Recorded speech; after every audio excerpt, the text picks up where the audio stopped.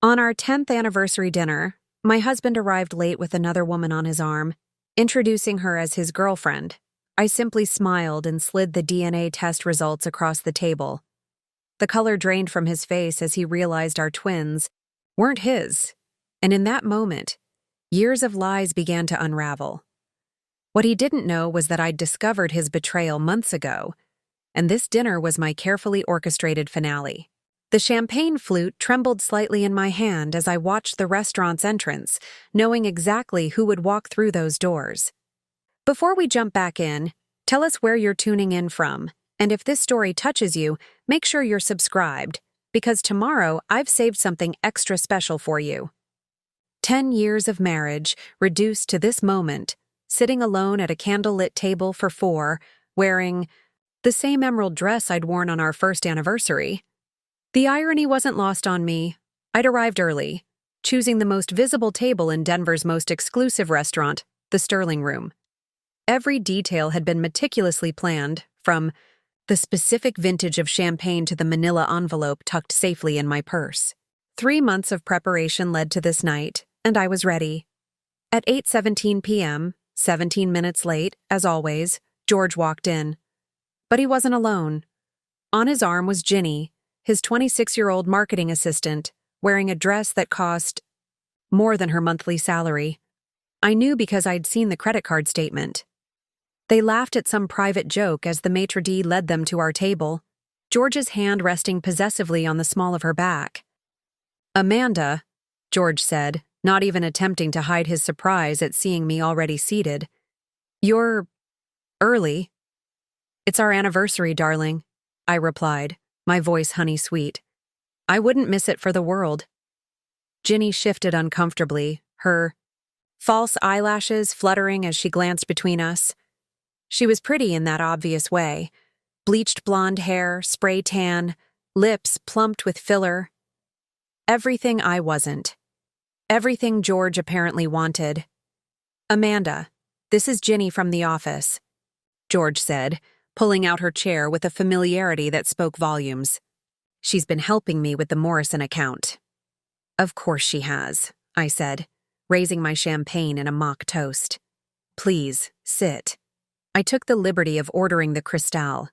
"I know how much you love it, George." They sat across from me, and I watched George's jaw work as he processed the situation. He hadn't expected me to be here first. He'd counted on arriving with Ginny, making some excuse about a work emergency and controlling the narrative. But I'd learned to anticipate his moves months ago. "Actually," George cleared his throat, straightening his tie. "The blue Hermes I'd given him last Christmas." "Amanda, there's something we need to discuss." "Oh, I imagine there is," I agreed pleasantly. "But first, let's order. The tasting menu here is exceptional. Ginny, you must try the foie gras, though I suppose you've already sampled quite a few of George's favorite things." Ginny's cheeks flushed beneath her bronzer. "Mrs. Mitchell, I think there's been a misunderstanding. Please, call me Amanda. After all, we're practically family now, aren't we?"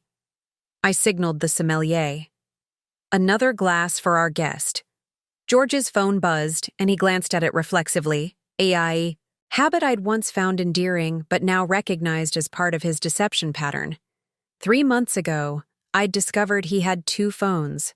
One for his real life, one for his secret one. "Amanda, listen." George leaned forward, adopting the conciliatory tone he used when negotiating difficult contracts. "I didn't want you to find out this way." "Find out what, exactly?" I interrupted, tilting my head with practiced innocence. "That you've been having an affair for 8 months? That you've been siphoning money from our joint accounts to fund your little love nest in Cherry Creek? Or that you were planning to serve me with divorce papers tonight?" The silence that followed was delicious. Ginny's mouth opened and closed like a landed fish, while George's carefully constructed facade crumbled. How did I know?" I finished for him. "Oh, George, you really should be more careful with your passwords. Ginny Bear 23 isn't exactly Fort Knox." I reached into my purse, my fingers brushing past the manila envelope. Not yet. That was for the grand finale. And pulled out my phone. Would you like to see my favorite text exchange? It's from last Tuesday. Ginny wrote, "Can't wait until that frigid bitch is out of our lives forever." That's me, by the way. The frigid bitch. Ginny had the decency to look mortified. I never meant— Of course you did. I cut her off smoothly. And honestly, I don't blame you. George can be very convincing when he wants something. He convinced me once, too. The waiter arrived with our champagne, and I waited until he'd poured and departed before continuing. But let's not dwell on the past. After all, tonight is about new beginnings, isn't it? That's what you told Ginny in your email this morning. Tonight, we start our new life together. George's hand clenched around his champagne flute. Amanda, you're making a scene. Am I? I glanced around the restaurant. I don't see anyone staring. Well, except for your colleague from Whitman Enterprises in the corner. David, isn't it? He looks rather intrigued. George twisted in his seat, spotting David, who quickly averted his gaze. The color rising in George's neck told me he was beginning to grasp that he wasn't the one in control tonight. What do you want? He asked through gritted teeth. Want? Nothing. I have everything I need right here. I patted my purse. But I do have something for you. A 10th anniversary gift, you might say. I pulled out the manila envelope, holding it. Just out of reach. You know, George, when I first suspected your affair, I was devastated. 28 years old, married to my college sweetheart, trying desperately to start a family. I blamed myself. If only I weren't so focused on my career as a financial analyst. If only I were more spontaneous, more fun, more whatever it is you see in Ginny. Amanda, Ginny started, but I silenced her with a look. I spent months in therapy, wondering what I'd done wrong. Dr. Morrison, yes, like your fake account, helped me realize something profound.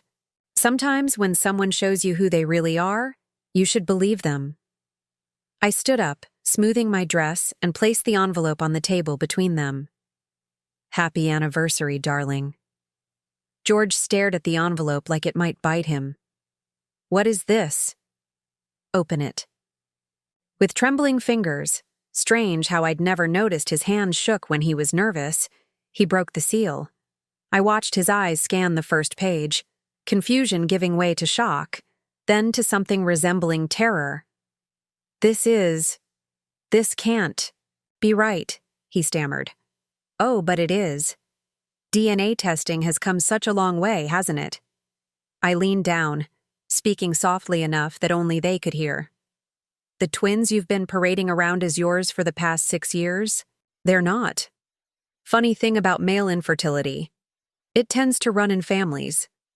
Your brother Alan mentioned his diagnosis at Christmas 3 years ago. Made me wonder. The papers fluttered from George's hands. Ginny snatched them up, her eyes widening as she read. The real question, I continued, straightening up, is whether you've been lying to me about knowing you're sterile, or if you're as surprised as you look right now. The maitre d' approached, sensing tension. Is everything all right? Perfect, I assured him. Though I won't be staying for dinner after all, the table's paid for. Please let Mr. Mitchell and his companion enjoy their celebration. I picked up my clutch and took one last look at George's devastated face. My lawyer will be in touch about the divorce. Oh, and Ginny? You might want to ask him about the vasectomy he had 2 years ago. He didn't mention that, did he? As I walked away, my heels clicking against the marble floor, I heard George's strangled voice. Amanda, wait. Who is their father? I paused at the door, glancing back with a smile. Does it matter? They're not yours. That's all that's relevant now.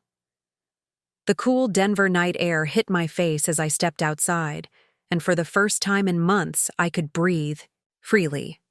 The valet brought my car around. Not the sensible sedan George insisted I drive, but a sleek red convertible I'd bought myself last week. Preparing and narrating this story took us a lot of time, so if you are enjoying it, subscribe to our channel. It means a lot to us. Now back to the story. As I drove away from the Sterling room, away from 10 years of lies and manipulation, my phone buzzed with a text from Nick. "How did it go?"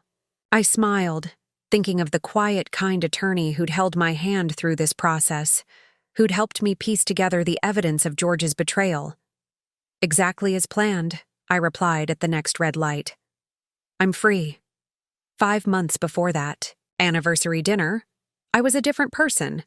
I believed in fairy tales, in the sanctity of marriage vows, and most of all, in George Mitchell. We lived in a sprawling colonial in Cherry Hills, the kind of house that screamed successful Denver couple, with its manicured lawn and 3-car garage. From the outside, we were perfect. I met George during our senior year at the University of Colorado. He was the star of the business school, charming, ambitious, with that easy confidence that drew people in. I was the quiet finance major who spent more time in the library than at parties. He always joked that he fell for me because I was the only girl who could explain derivatives without putting him to sleep. Our early years were magical. George landed a position at Whitman Enterprises, the most prestigious investment firm in Denver, while I joined a smaller but respected financial consulting company. We bought our first condo in Lodo, spent weekends hiking in the Rockies, and planned our future with the certainty of the young and in love. The wedding came 3 years after graduation, a grand affair at the Brown Palace Hotel with 200 guests, a string quartet, and my mother crying happy tears in the front row. George's vows were perfect. "Amanda, you are my spreadsheet." In a world of chaos, organizing my dreams and calculating our happiness with precision, "I promise to be your constant variable, your sure investment for all our days." Everyone laughed. I glowed with pride. We were the couple others envied, young, successful, deeply in love. For the first 4 years, we were happy, genuinely happy. George rose quickly at Whitman, while I built a reputation as one of Denver's sharpest financial analysts. We traveled: Paris for our anniversary, Tokyo for his birthday, Santorini just because. Our friends called us relationship goals. Then came the pressure to start a family. It began subtly, George's mother asking about grandchildren at Sunday dinners, my parents gifting us a silver baby rattle for when the time comes. We'd always planned on children, but the timing never felt right. George was gunning for partner. I was consulting on a major merger. "Let's try," George said one night, 5 years into our marriage. "We're ready, aren't we?" We were both 31, financially stable, in love. Of course we were ready. Except we weren't. Or rather, our bodies weren't. Month after month, the pregnancy tests came back negative. I tracked my cycle obsessively, took vitamins, eliminated alcohol and caffeine. George remained supportive but increasingly distant. His work trips became more frequent. His phone was always buzzing with client emergencies. After a year of trying, we saw a fertility specialist. Dr. Reeves ran tests, drew blood, asked intimate questions about our family histories. When the results came back, she was diplomatic. "These things are complex," she said. "Sometimes there's no clear answer why conception doesn't occur naturally." 3 rounds of IUI failed. We moved on to IVF. The hormone injections made me emotional and bloated. George started working later, missing appointments. I told myself it was the stress. Then, miraculously, it worked. Twins. I called George from the doctor's office, sobbing with joy. "We did it! We're having twins!" His response was oddly subdued. That's wonderful, honey. I'm in a meeting. Can we celebrate tonight?" Looking back, that should have been my first real warning sign. The pregnancy was difficult. Morning sickness lasted 6 months. I was put on bed rest at week 28.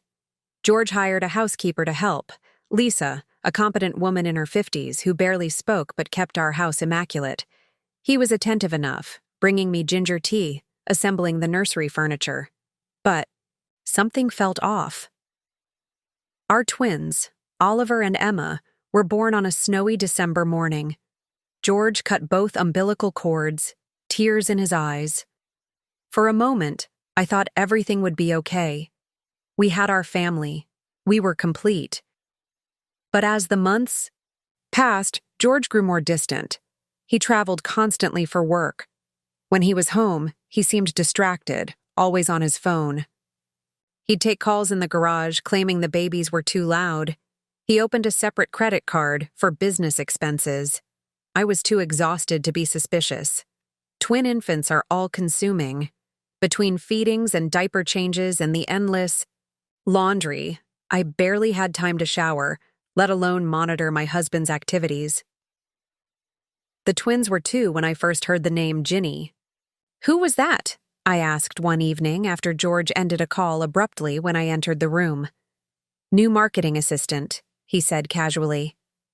"Young, but talented. She's helping with the Morrison account." Morrison Telecommunications was George's biggest client. I thought nothing of it. Over the next year, Ginny's name came up more frequently. She was brilliant with social media strategies. She understood the millennial market. She was going places. I finally met her at the company Christmas party when the twins were 3. She was everything I'd imagined. Young, blonde, vivacious. The kind of woman who laughed with her whole body and touched people's arms when she spoke. George introduced us briefly before whisking her away to meet other colleagues. "She seems nice," I said later in the car. "She's okay," George replied too casually, a bit eager. By the time the twins were 4, I was back at work part-time. It felt good to use my brain for something other than coordinating playdates and packing lunches. George supported the decision, even encouraged it. "You're too smart to stay home forever," he said, kissing my forehead. What I didn't realize was that my return to work gave him more freedom. More late nights at the office. More weekend golf games with clients. More opportunities to be with her. The unraveling began with a receipt. I was doing laundry, because even with a housekeeper, laundry with twins is endless, when I found it in George's suit pocket. The Ritz-Carlton, downtown Denver. 2 champagne breakfasts, a Wednesday morning. When he was supposedly at a breakfast meeting with investors, I told myself it was nothing. Maybe the client had brought his wife. Maybe it was a business celebration. Maybe.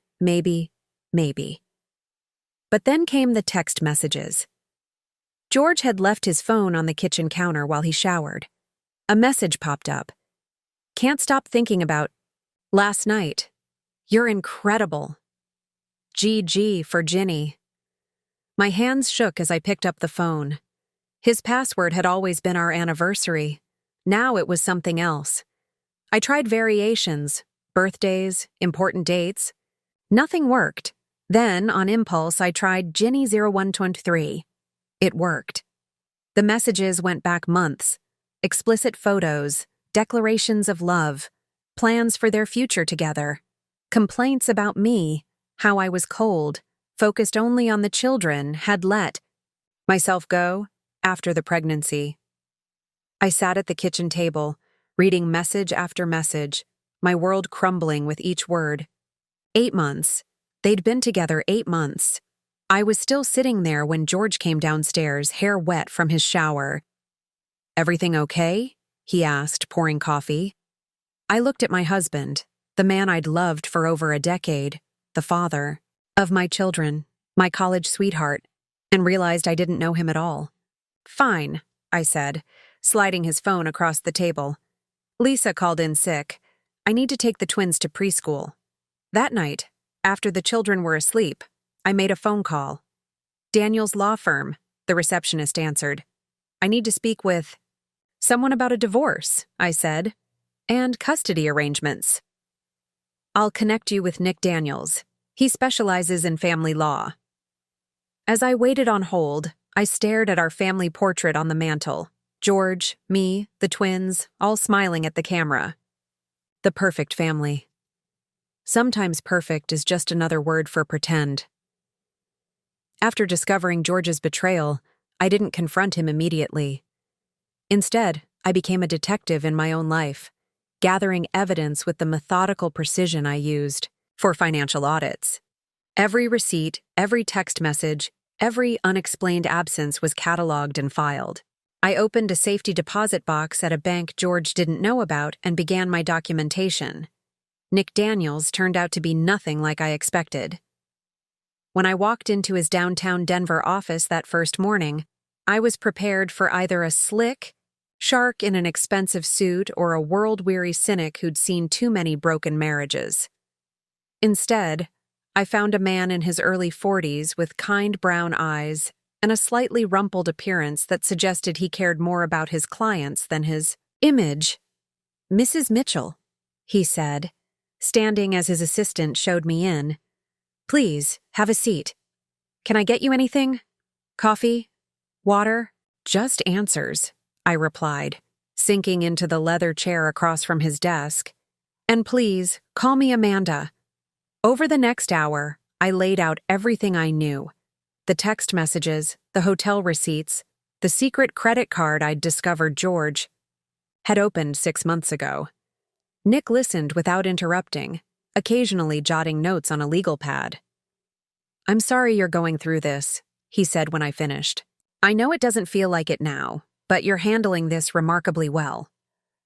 "I work in finance," I said with a hollow laugh. "I'm trained to analyze data without emotion, though I admit this particular data set is harder to process." Nick leaned forward, his expression serious. "Amanda, before we proceed, I need to ask you something important.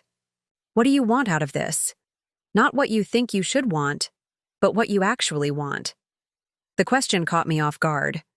For weeks, I'd been so focused on gathering evidence that I hadn't stopped to consider the end game. I paused, really thinking about it.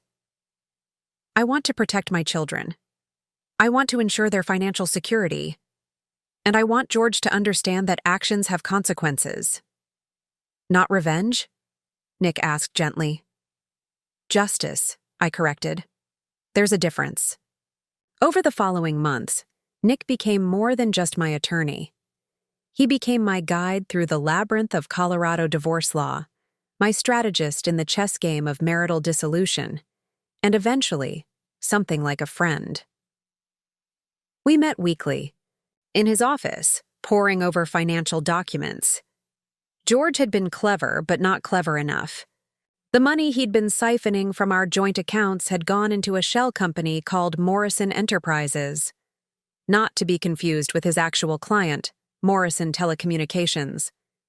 "He's been paying for an apartment in Cherry Creek," Nick explained, showing me bank statements. "Lease signed 8 months ago, the same month your evidence suggests the affair began." "Of course," I said bitterly. "He needed somewhere to take her. The Ritz-Carlton was getting expensive." "Amanda," Nick said carefully, "there's something else we need to discuss. Colorado is a no-fault divorce state, but infidelity can impact custody arrangements. Have you considered asking George to take a paternity test for the twins?" The suggestion hit me like a physical blow. "What?" "No. Why would I?" "During your initial consultation, you mentioned struggling with fertility, that George was reluctant to pursue testing. It's not uncommon for men with fertility issues to let their wives believe the problem is theirs," I finished. "To watch them undergo painful procedures rather than admit they might be the issue?" Nick nodded. "I've seen it before. If George knew he had fertility problems, it raises questions about the twins' paternity." I sat in stunned silence, my mind racing. Then I remembered something. "His brother, Alan," I said slowly. "At Christmas dinner 3 years ago, he mentioned struggling with infertility. He said it ran in their family. George changed the subject immediately." "Would you be willing to have the twins tested?" Nick asked. "It could significantly impact our strategy." The idea terrified me. Oliver and Emma were my world. But if George wasn't their biological father, I need to think about it, I said. That night, I lay awake staring at the ceiling while George snored beside me. I thought about the IVF process, how the clinic had been so careful with chain of custody for the samples. But there had been that one cycle where George had been traveling, and we'd used a frozen sample. 2 weeks later, I made the decision. Not for revenge, not even for justice, but for truth. I took the twins to a private lab under the guise of updating their medical sci. Records. The technician was discreet, professional. The results would take 2 weeks. During those 2 weeks, I watched George more carefully than ever. I noticed how he interacted with the twins, affectionate but distant, like an uncle rather than a father. Had it always been this way? Or was I seeing patterns that weren't there? The results arrived on a Tuesday. I opened them in Nick's office, my hands shaking. "They're not his," I whispered, staring at the paper. "How is that possible?" Nick was already pulling up records from the fertility clinic. "We'll need to investigate. There could have been a mix-up at the clinic, or George knew all along," I finished. "He knew he was infertile and never told me." The implications were staggering. If George had known, then the years of fertility, treatments, the emotional torture of believing I was the problem, the guilt I'd carried, all of it had been based on his lie. "We need more information," Nick said. "I have a private investigator who specializes in these cases. With your permission, I'd like to bring him in," I nodded numbly. "Do it." The investigator, a former police detective named Jim Rodriguez, was thorough. Within a month, he had uncovered the truth. George had been diagnosed with azoospermia, complete lack of sperm, 5 months before our wedding. He'd hidden the diagnosis, letting me believe we would conceive naturally. When we couldn't, he'd agreed to fertility treatments, knowing they would lead to donor sperm being used. He played the long game, Jim explained, showing me medical records George had hidden in his office. He wanted children to complete the image of the perfect family, but he couldn't provide them biologically. So he let you go through IVF, knowing donor sperm would be used, and never told you the truth. The betrayal was deeper than I'd imagined. It wasn't just the affair with Ginny. It was years of deception, of watching me suffer through treatments he knew were unnecessary, of letting me blame myself for our fertility struggles. "We have enough," Nick said after reviewing all the evidence. "The question now is timing. When do you want to confront him?" I thought about it carefully. George's firm was hosting their annual gala in 3 months. Then there was the twins' birthday party, various social obligations. And then it hit me. "Our 10th anniversary," I said. "He's been planning something special. He mentioned it last week. Dinner at the Sterling Room. Very exclusive, very public." Nick raised an eyebrow. "You want to do this in public?" "He's counting on me not making a scene," I explained. "He's always relied on my desire to maintain appearances, but I think it's time to show him that some things are more important than keeping up facades." We spent the next 2 months preparing.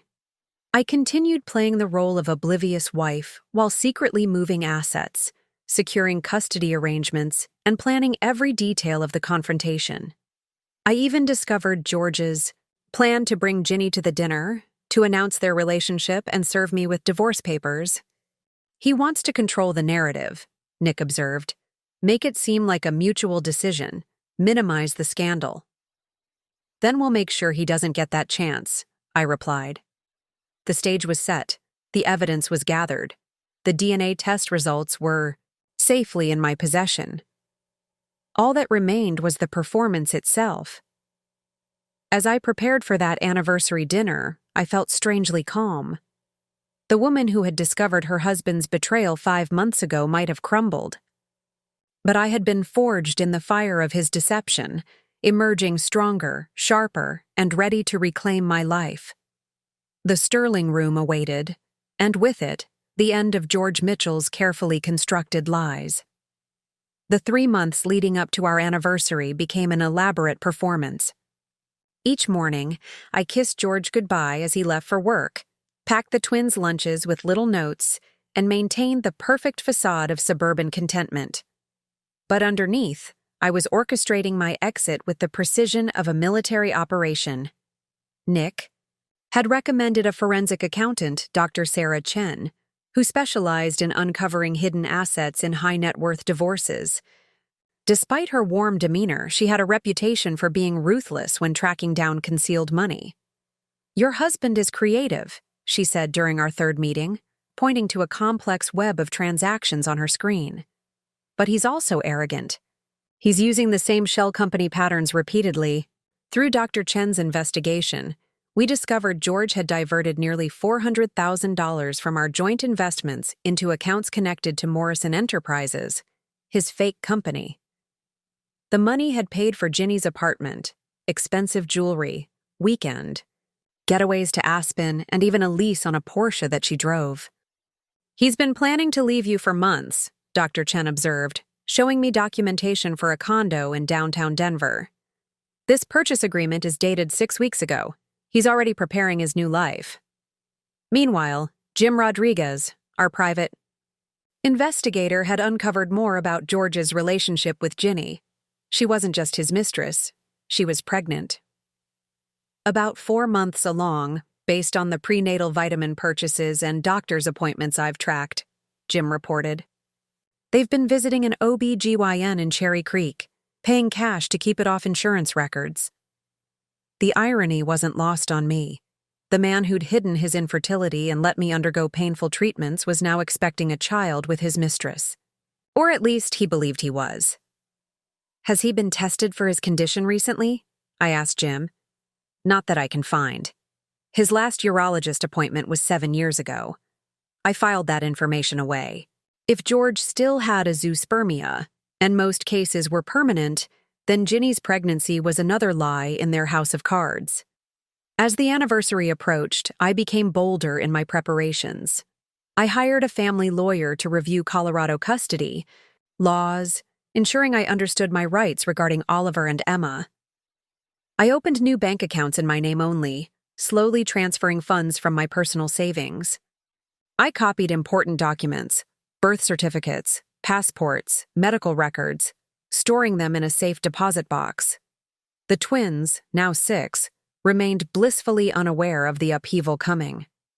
They adored their father, despite his frequent absences, and I was determined to shield them from adult conflicts.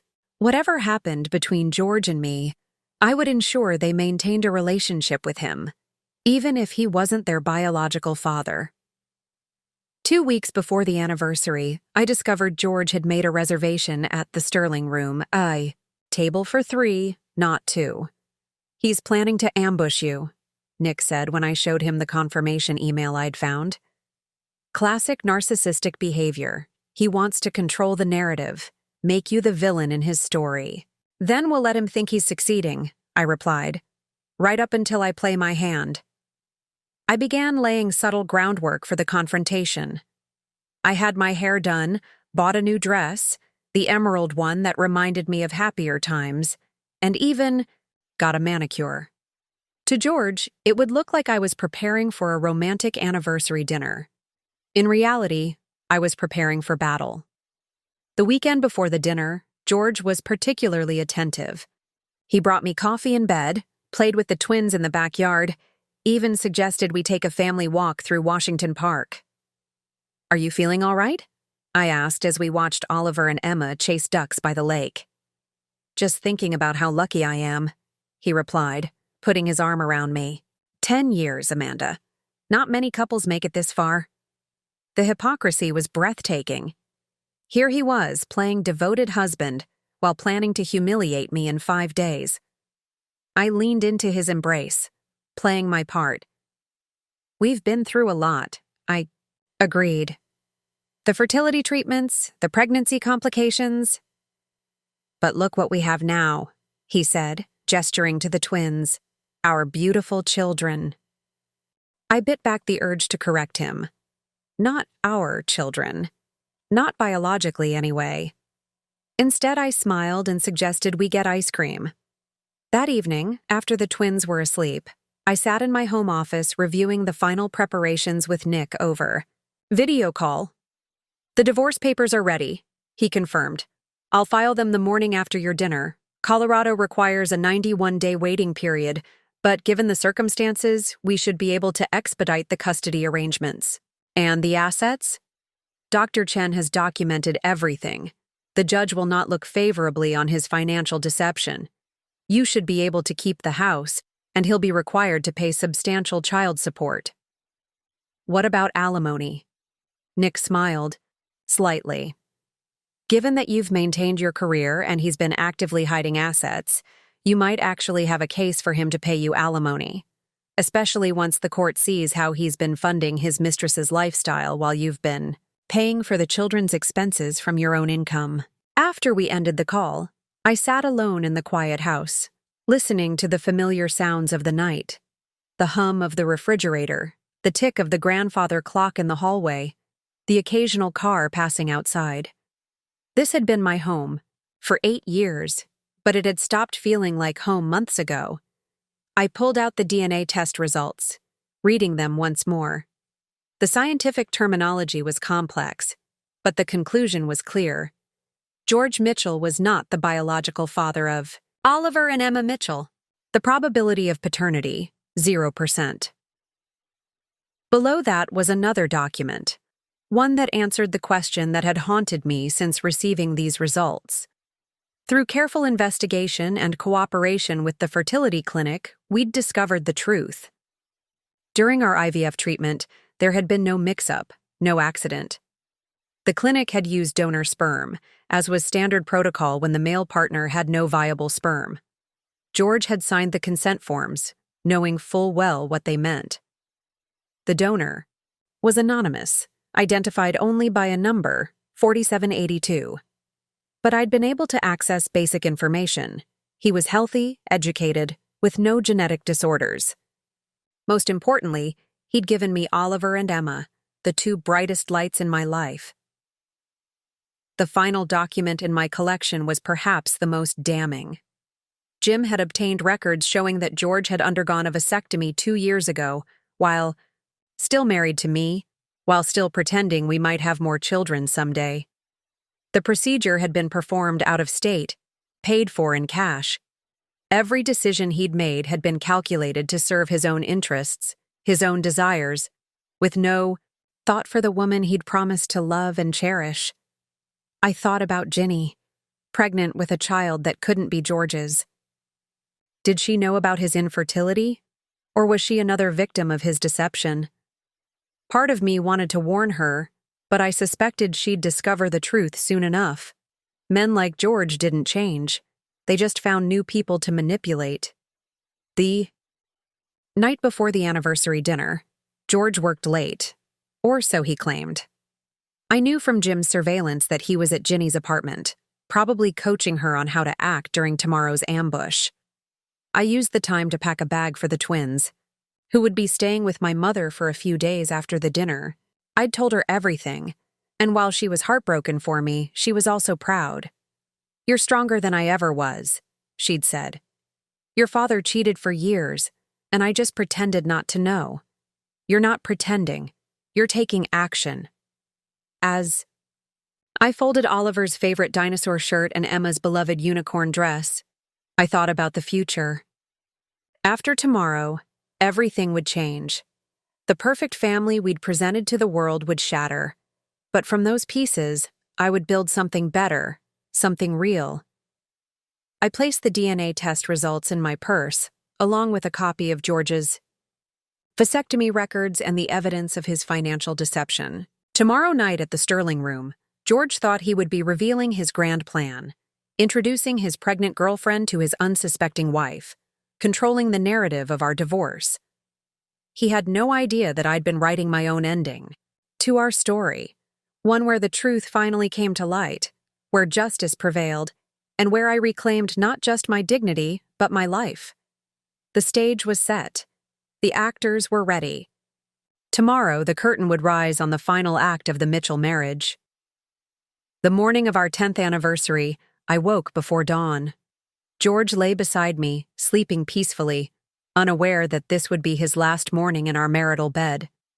I studied his face in the dim light, the strong jaw I'd once found so attractive, the slight gray at his temples that made him look distinguished.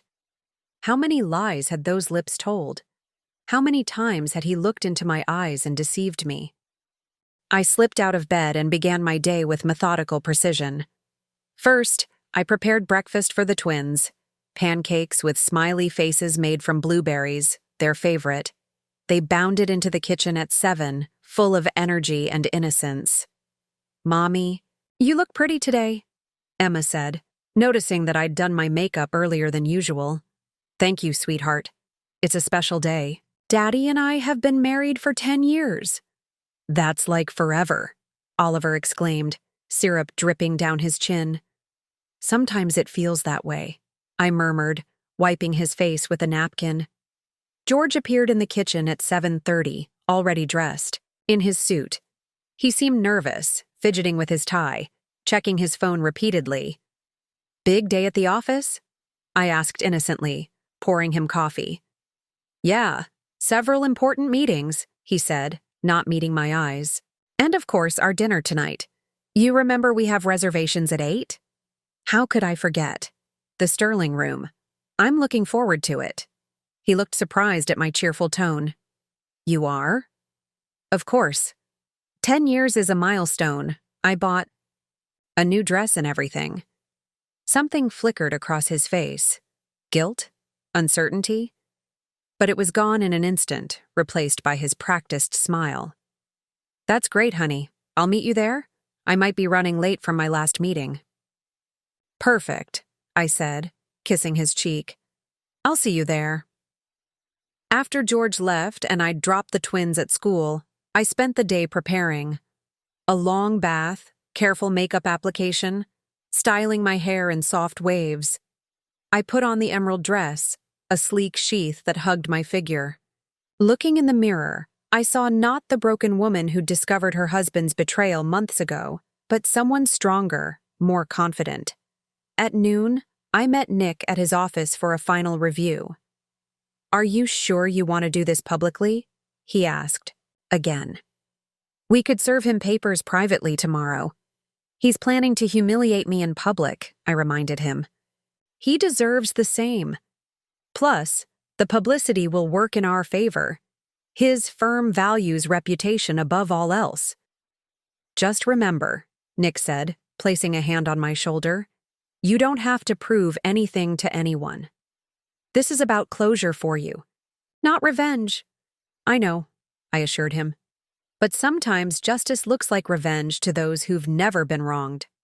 I spent the afternoon at the spa getting a massage and manicure. To the staff, I looked like a woman preparing for a romantic anniversary dinner. In reality, I was centering myself for battle. At 6 p.m., I returned home to kiss the twins goodbye. My mother had arrived to watch them, and she hugged me tightly. "Be strong, my brave girl," she whispered. "I will, Mom." The drive to the Sterling Room took 20 minutes. I deliberately arrived early, wanting to be seated and composed when George arrived with Ginny.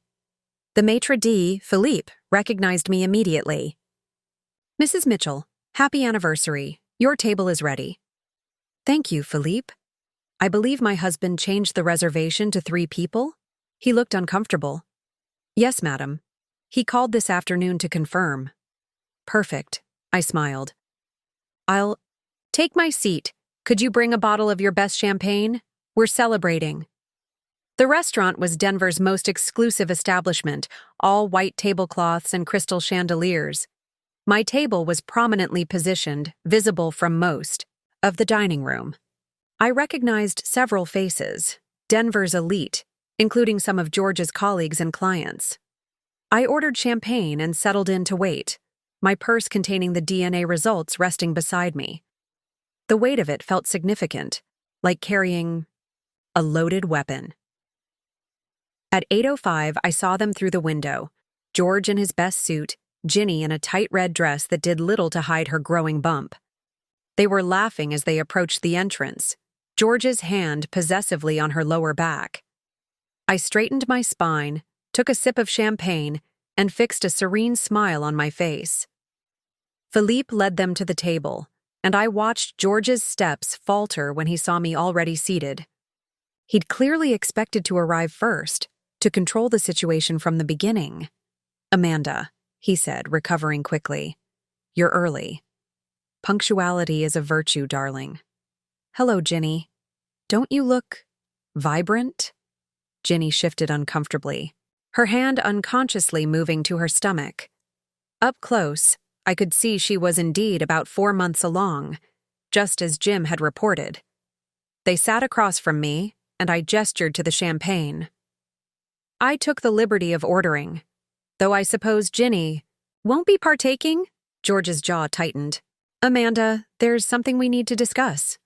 "Oh, I imagine there is," I said pleasantly. "But first, let's order. The tasting menu here is exceptional. Ginny, you must try the foie gras. Though I suppose you're avoiding certain foods these days?" Ginny looked at George uncertainly. "This wasn't going according to their script. How did you—" she started. "Know about the pregnancy?" I finished. "Oh, Ginny. When you're sleeping with a married man, you should be more discreet about your prenatal appointments. Dr. Morrison at Cherry Creek Women's Health, isn't it? Tuesday afternoons?" The color drained from Ginny's face. George reached for her hand across the table. "Amanda, listen." "No, George, you listen." I kept my voice low but firm. "I know you brought me here tonight to blindside me, to introduce your pregnant mistress and ask for a divorce in public, thinking I wouldn't make a scene. But I have something for you first." I reached into my purse, my fingers closing around the manila envelope. The moment I'd planned for months was finally here. Around us, the restaurant continued its elegant dance, waiters gliding between tables, soft music playing, conversations flowing. But at our table, time seemed to stop as I pulled out the envelope and placed it on the pristine white tablecloth. "Happy anniversary, darling," I said, sliding it toward him. "I thought it was time we stopped pretending." George stared at the envelope like it might explode. His hand trembled slightly as he reached for it, and I noticed several nearby diners had begun to pay attention to our table. "What is this?" he asked, though his voice suggested he already suspected. "Open it and find out." The soft clink of silverware and gentle murmur of conversation continued around us, but I could feel the weight of anticipation at our table. Ginny leaned forward slightly, curiosity overcoming her discomfort. As George's fingers fumbled with the envelope's seal, I raised my champagne glass, catching the light from the chandelier above. "To truth," I said quietly, "and to endings that lead to better beginnings." The paper rustled as George extracted the documents.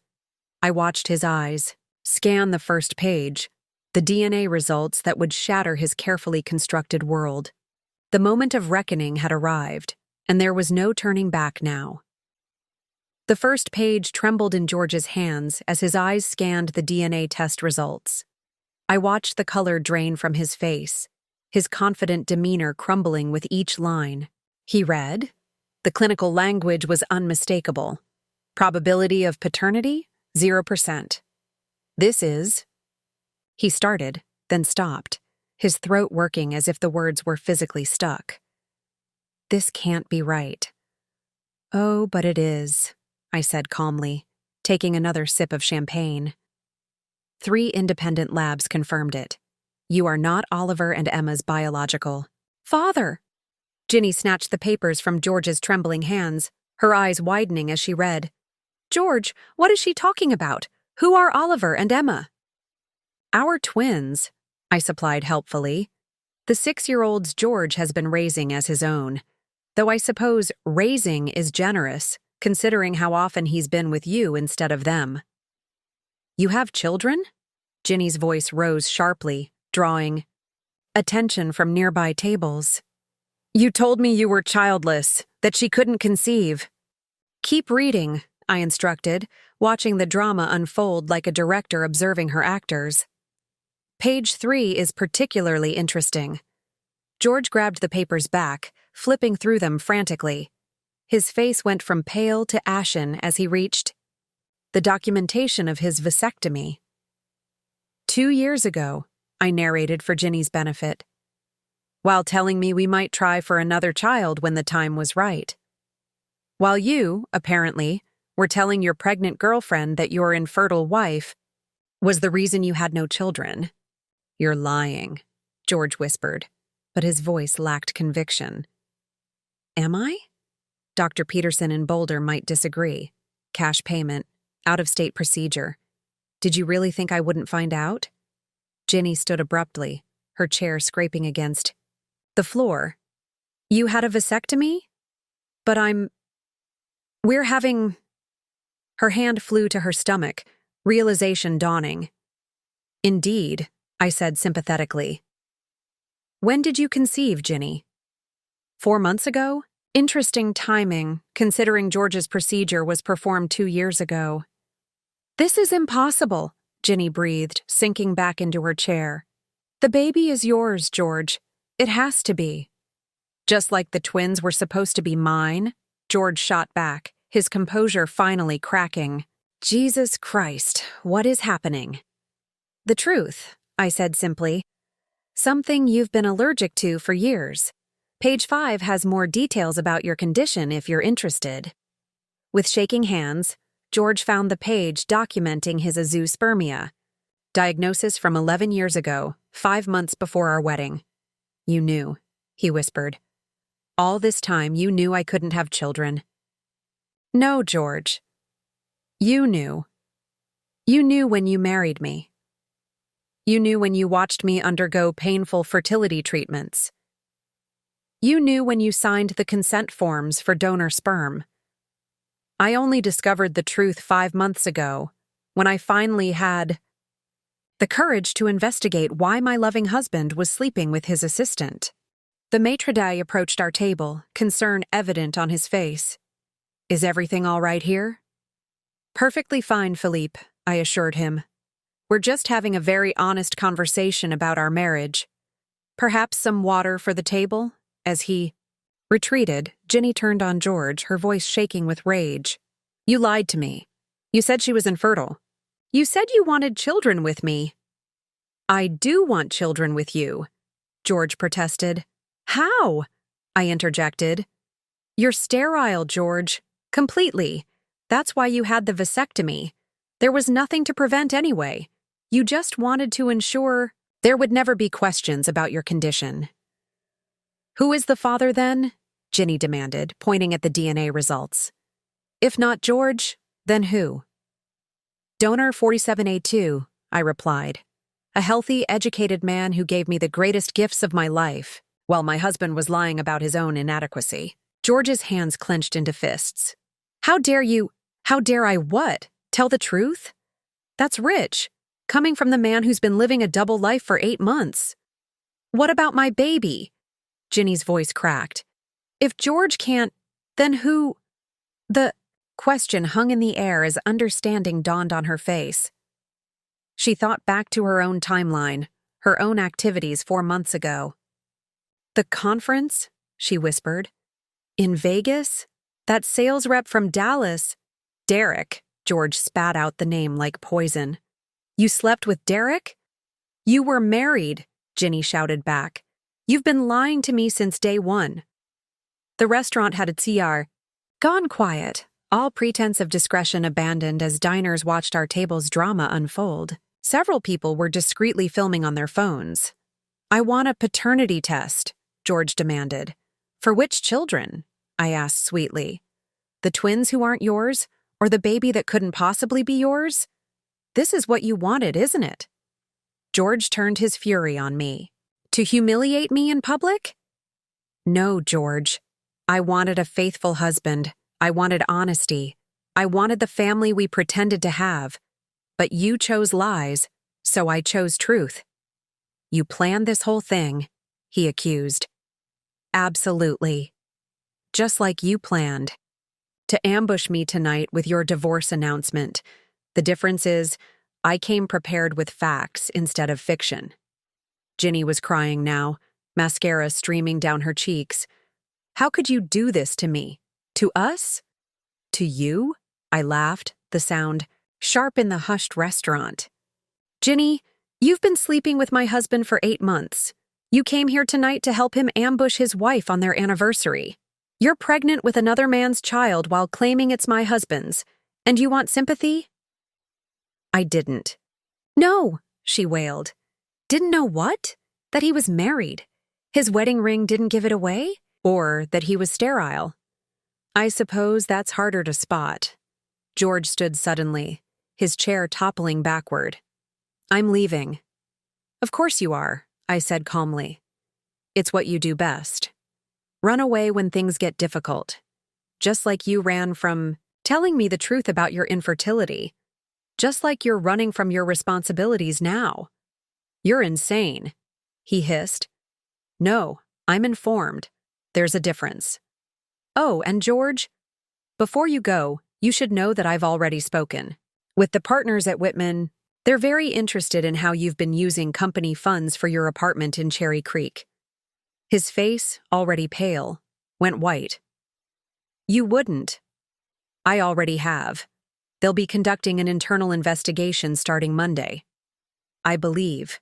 The term they used was forensic audit. You've ruined me, he said, his voice barely audible. No, George, you ruined yourself. I just stopped enabling it. I stood then, gathering my purse with deliberate calm. The manila envelope remained on the table between them, two liars faced with their own deceptions. Happy anniversary, darling, I said, adjusting my dress. My lawyer will be in touch about the divorce papers.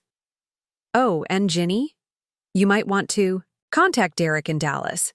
I'm sure he'll be interested to know he's going to be a father.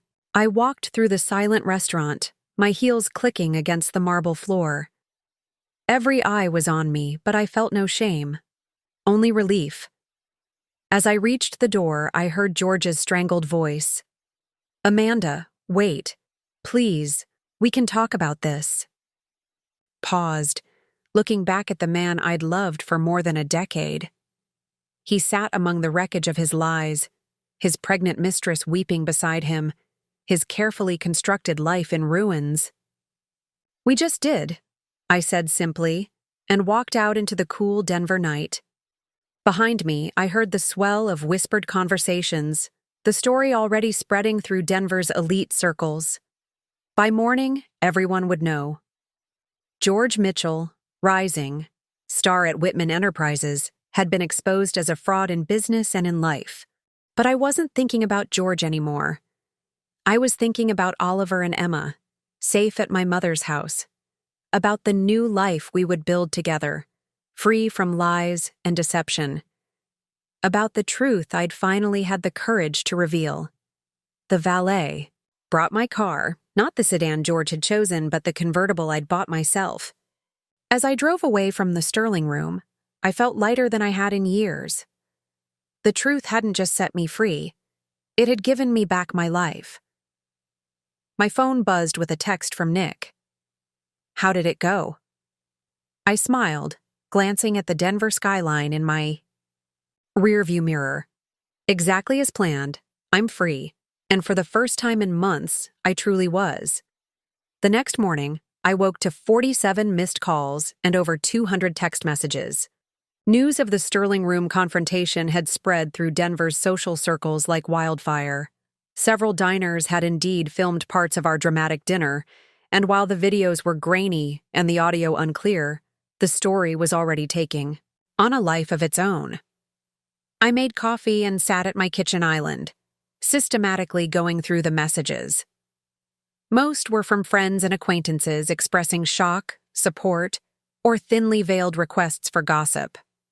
Several were from George's colleagues at Whitman Enterprises. 3 were from reporters at the Denver Post and local news stations. My phone rang again. This time it was my mother. Amanda, darling, are you all right? The twins are fine, still sleeping, but my phone hasn't stopped ringing. I'm fine, Mom. Better than fine, actually. George called here 6 times last night. I didn't answer. Good. He made his choices. After I hung up with my mother, I called Nick. Well, you've certainly made an impression, he said, a smile in his voice. George's attorney has already reached out. They want to negotiate.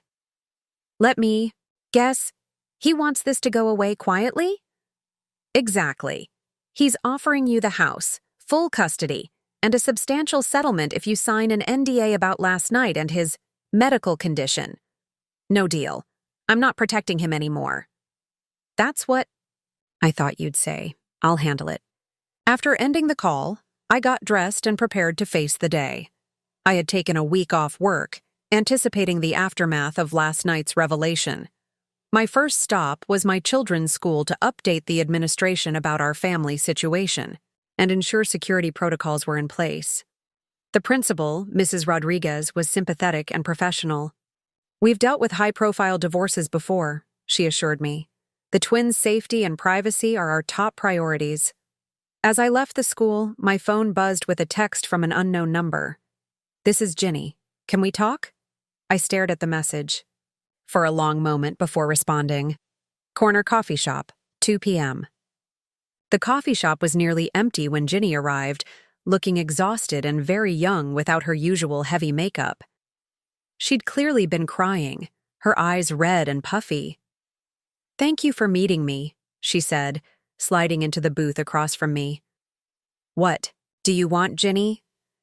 I didn't know about any of it. The twins, his condition, the vasectomy. He told me you couldn't have children, that you were cold and focused only on your career, and you believed him. I was stupid. I know that now. She twisted a napkin in her hands. He seemed so sophisticated, so confident. He said he was getting divorced, that you'd grown apart. He was still wearing his wedding ring when you started sleeping with him. He said it was for appearances, until the divorce was final. Tears welled in her eyes. I really thought we were in love. Despite everything, I felt a twinge of sympathy. She was 26, the same age I'd been when I married George. Young, naive, believing in fairy tales. What about the baby? I asked. I called Derek last night. He's shocked, but he wants to be involved.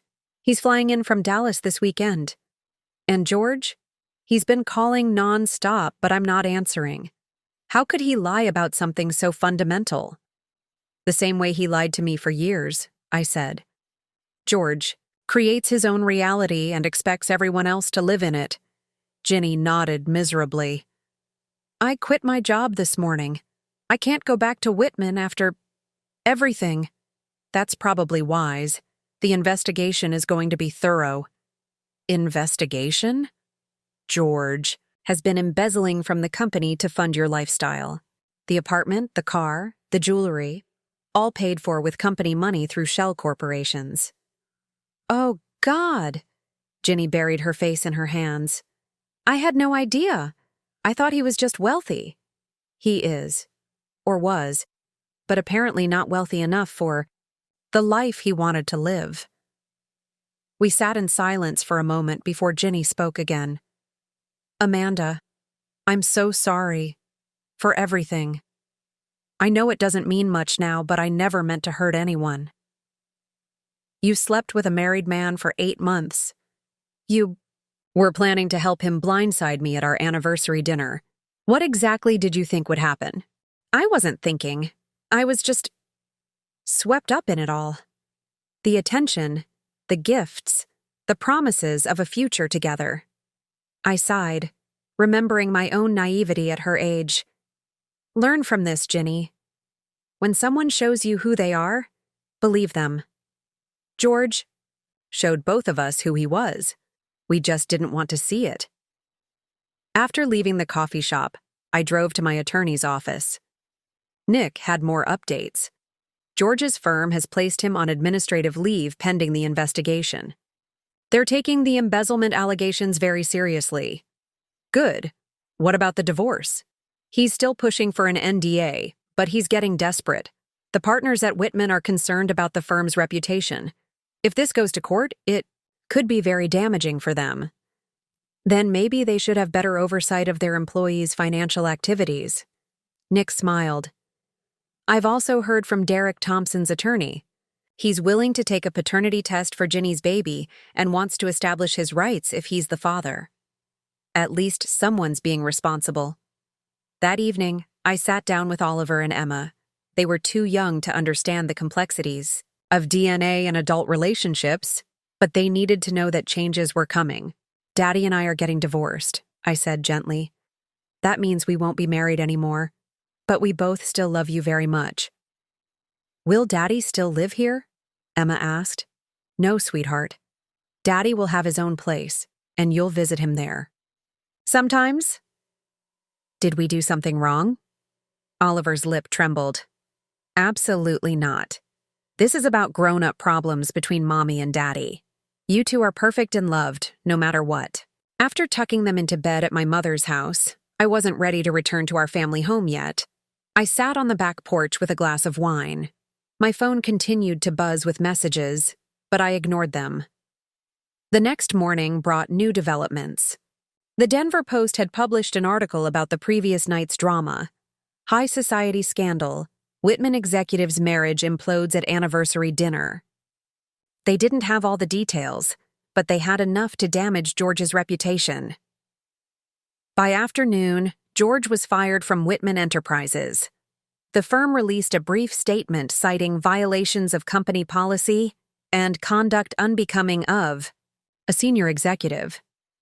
His attorney called Nick within hours, suddenly much more amenable to my terms. He'll give you everything, Nick reported. The house, full custody, all joint assets. He just wants to settle quickly and leave Denver. Where's he planning to go? His brother in San Francisco offered him a job, probably his only option now. That evening, as I was making dinner for the twins, we'd returned home, refusing to let George's actions drive us from our own house. There was a knock at the door. I opened it to find George standing there, looking haggard and defeated. What do you want, George? To apologize. To explain. It's too late for explanations. Please, Amanda, just 5 minutes. I glanced back at the twins, happily coloring at the kitchen table, then stepped onto the porch, closing the door behind me. You have 3 minutes. I never meant for it to go this far, he began. When I got the diagnosis before our wedding, I panicked. I thought if I told you, you'd leave me. So instead, you let me believe I was the problem? I convinced myself that if we used donor sperm, you'd never have to know. We'd have our family, our perfect life, built on lies. I know that now, and Ginny, she was a mistake, a midlife crisis. I was feeling old, irrelevant. She made me feel young again. While you made her feel special with stolen money? He flinched. I'm going to pay it all back. Alan's giving me a job in San Francisco. I'll start over. Good for you. Amanda, I did love you. I still do. No, George. You loved the idea of me, the perfect wife to complete your perfect image. But you never loved me enough to tell me the truth. He nodded, defeated. Can I say goodbye to the twins? Not tonight. We'll arrange supervised visits through our lawyers. As he turned to leave, I called after him. George, one more thing. Yes? The twins may not be yours biologically, but they're mine. And I'll make sure they grow up knowing the importance of truth even when it's hard. He nodded again and walked to his car. Not the Audi he'd loved, but a rental. The Audi had been repossessed that morning. I watched him drive away, then went, back inside to my children. Oliver looked up from his coloring. Was that Daddy? Yes, sweetheart. Is he coming home? No, but you'll see him soon. Right now, let's focus on dinner. Who wants to help me make cookies for dessert? As the twins cheered and rushed to wash their hands, I felt the last weight lift from my shoulders. The truth had destroyed my marriage, but it had also set us free. And for the first time in years, I could breathe. The weeks following George's departure were harder than I'd anticipated. While I felt liberated from the lies, the practical realities of single parenthood hit me like a sledgehammer. Oliver and Emma, despite my careful explanations, struggled to understand why Daddy wasn't coming home. "But he always reads us stories on Tuesday nights," Emma protested, clutching her stuffed unicorn. "I know, sweetheart. Things are different now, but I can read to you." "It's not the same," she said, her lower lip trembling. She was right. It wasn't the same. Nothing was. I threw myself into work, grateful for the distraction of financial models and client meetings. My colleagues at the consulting firm were professionally supportive, though I caught whispers in the break room when they thought I wasn't listening. The Denver Post article had made me something of a local celebrity, the wronged wife who'd exposed her husband's lies in spectacular fashion. 3 weeks after the Sterling Room incident, I received an unexpected call from an unknown number. "Ms. Mitchell? This is Dr. Patricia Wells from the Colorado Center for Reproductive Medicine. I was the embryologist who handled your IVF procedures 6 years ago." My heart skipped. "Yes? I've been following the news about your situation. I think we should discuss your case. There may have been irregularities in how your husband's condition was handled." We arranged to meet the next day. Dr. Wells, a woman in her 50s with kind eyes behind wire-rimmed glasses, welcomed me into her office with obvious discomfort. "I've reviewed your file," she began. "Your husband's azoospermia was documented, but there are concerning notes about his insistence on keeping this information from you." "He knew the whole time," I said flatly. "He did more than know. He specifically requested that donor sperm be used without your knowledge. He said you were emotionally fragile and couldn't handle the truth. He had a psychiatrist's note." "A psychiatrist? I've never seen a psychiatrist." Dr. Wells slid a document across her desk. The letterhead read, "Dr. Marcus Hoffman, MD, with a Cherry Creek address. We verified the medical license, but looking back, I have concerns about the authenticity of this evaluation. It states you have severe emotional instability and would be dangerous to the potential children if you knew they weren't biologically your husband's." I stared at the letter, dated 2 months before our IVF cycle began. This is forged. He fabricated a psychiatric evaluation to manipulate the IVF process? "I'm afraid it appears so. We've reported this to the medical board. Forgery of medical documents is a serious crime." That evening, I called Nick with this new information. "Jesus," he breathed. "This changes everything. We're not just looking at civil fraud anymore. This is criminal." "What does this mean for the divorce?" "It means George is in much deeper trouble than we thought. Have you told the twins' guardian ad litem about this?" The guardian ad litem, appointed by the court to represent Oliver and Emma's interests, had been interviewing family members and reviewing documents for the custody arrangement. "Not yet.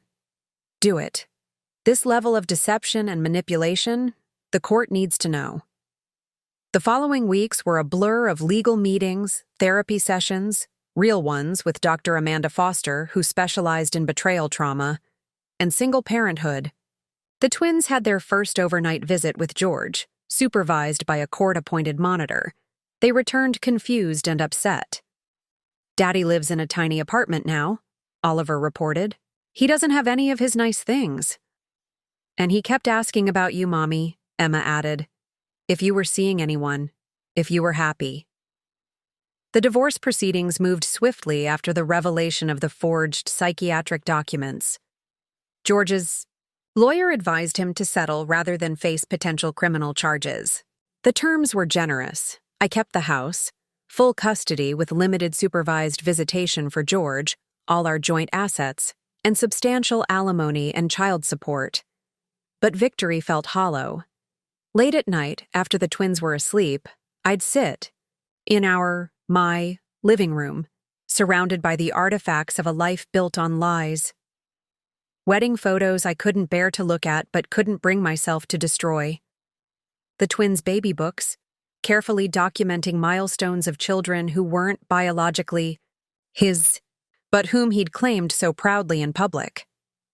It was during one of these late-night brooding sessions that I decided to research donor 4782. The fertility clinic had strict anonymity policies, but they did provide basic, non-identifying information. He was 6'1", brown hair, green eyes, master's degree in engineering. His family medical history was excellent. His personal statement mentioned wanting to help families achieve their dreams. He'd certainly helped achieve ours, even if that dream had turned into a nightmare. Meanwhile, Ginny had her baby, a girl named Sophie. Derek stepped up, moving to Denver to be near his daughter. I ran into them at the grocery store one Saturday. Ginny looked tired but somehow more grounded. "How are you?" I asked, genuinely curious. "Better," she said, adjusting Sophie in her carrier. "Derek and I are taking things slow, but he's a good father. How are the twins?" "Adjusting. It's hard for them." "I heard George moved to California." "Yes. His brother got him a job at a small firm. He's trying to rebuild." We stood awkwardly for a moment before Ginny spoke again. "I know it doesn't mean much, but I really am sorry. For everything." "I know. And Ginny? I'm sorry too. We were both victims of his deception." She nodded, tears in her eyes, and we parted ways. The divorce was finalized on a rainy Tuesday in October, almost exactly a year after I'd discovered George's affair. Nick handed me the papers with a gentle smile. "Congratulations, you're officially free." But freedom, I was learning, came with its own challenges. The twins struggled in school. Oliver had nightmares. Emma became clingy, afraid I'd disappear like Daddy had. We started family therapy with Dr. Sarah Kim, who specialized in helping children through divorce. Daddy lied about a lot of things. I explained during one session, the therapist having advised age-appropriate honesty. "But he does love you both very much." "Then why did he leave?" Oliver asked. "Sometimes adults make mistakes that hurt people they love. Daddy's learning from his mistakes now." "Will you make mistakes too?" Emma worried. "Everyone makes mistakes, sweetheart. But I promise I'll always tell you the truth, even when it's hard." Dr. Kim nodded approvingly. "Children are remarkably resilient when they feel secure. You're providing that security, Amanda." But who was providing security for me? My mother visited often, but she lived 2 hours away. Friends were supportive but had their own families. Late at night, the loneliness was suffocating. I threw myself even deeper, into work, earning a promotion to senior financial analyst. My boss, Janet Rodriguez, was impressed by my dedication. "You know, Amanda, we have an opening in our San Francisco office. Better position, significant raise. Have you ever considered relocating?" San Francisco, where George was rebuilding his life. I'll need to think about it." That night, I called my mother. "San Francisco? But that's where George is." "I know, but it's also where some of the best schools are. And the job opportunity is incredible." "What does your therapist say?" Dr. Foster had been helping me work through my trust issues and anxiety. "She says I need to make decisions based on what's best for my future, not my past." "And what do you think is best?" I looked around my living room, at the walls that held too many memories, at the furniture we'd chosen together, at the life that felt increasingly like a museum to a failed marriage. I think we need a fresh start. All of us. The decision to move to San Francisco wasn't about George. It was about building a new life for my children and myself, free from the constant reminders of betrayal. The twins were excited about the adventure, and I found myself looking forward to new possibilities. 2 months later, as I packed up our Denver house, I found a photo album I'd missed during my initial purge. It contained pictures from our college years, George and I young and hopeful, unaware of the pain that lay ahead. I studied one photo in particular. George and me at graduation, caps thrown in the air, faces bright with promise. We looked so Innocent, so certain that love would conquer all. I closed the album and placed it in a box marked storage. The past was past. It was time to face the future. Mommy? Emma appeared in the doorway. Are you sad about leaving? I pulled her into a hug. A little. But I'm more excited about our new adventure.